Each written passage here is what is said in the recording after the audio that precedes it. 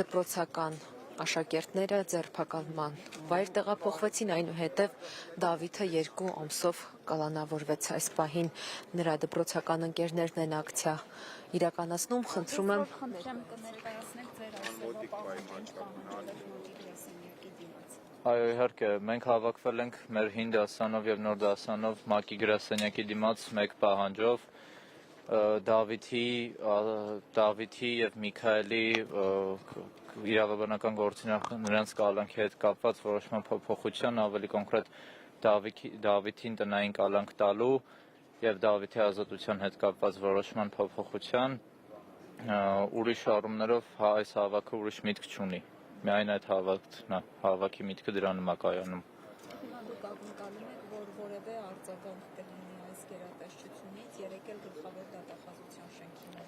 ձեր ծնողների հետ։ Այո, մենք հավաքվելով փորձում ենք հանրությանը ցույց տալ, թե ինչ է կատարվում մեր դասընկերների հետ եւ ակնկալում ենք, որ հանրության միջոցով ինչ որ գործողություններ տեղի կունենան այդ գործի շուրջ։ Իսկ ձեր դասընկերոջ վերագրվող մեղադրանքները այդքան երկար սովորել եք, որքանով է համապատասխանում։ Իմ կարծիքով ոչ մի կերպ, քանի որ նա արտառոց ոչ կրվարար է եղել, շատ դաստիարակված, շատ կրթված է եղել եւ այդ մեղադրանքները նրա մասին չէին կարող էլ լինեն։ Նա այդպիսի պահված կյանքում չի ցույց տվել կամ դրսևորը արքուստ մոտիկից ընդհանուր ծանոթ լինելով նրան։ Տեսեք, կալանքը 2 ամսով է։ Այո։ Դավիթին չազատեն այդ կալանքից։ Ձեր այս ակցիաները ամենօրյա բնույթ են կրում։ Այո, կրելու են մինչև այդ կալանքը փոխվի կամ գոնե տնային կալանք տրվի, ինչ որ գործողություններ լինեն, քանի որ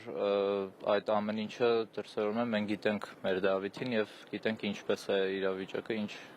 դրսևորում պետք է լինի եւ մեր պահանջը նույնպես գիտենք։ Հիմա ՄԱԿ-ից ինչ ակնկալիք ունեք, որ գրասենյակի դիմաց եք ակցիա անում։ Մեր ակնկալիքը հետեւյալն է, որպեսզի միջազգային հանրությունը ուշադիր լինի եւ տեսնի, թե ինչ է տեղի ունենում Հայաստանի Հանրապետությունում,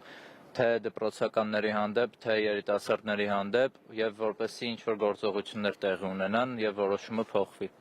Դիմում նամակ հղելու եք, թե միայն այսքանով ավարտվելու է։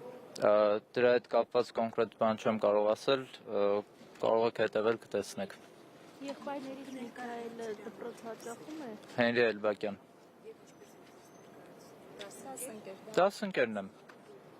Միքայելը եղբայրներից դպրոց հաճախում է, նրա մասին ինչ տեղեկություն ունեք, գալիս է թե որովհետև ասում են նաև որ առողջական խնդիրներ ունի, հիվանդացել է, դուք ինչ տեղեկություն ունեք Միքայելի մասին։ Այս բան Միքայելի առողջական իրավիճակի մասին տեղեկություն չունեմ, նաև նույնպես թե դպրոց հաճախելու է թե ոչ։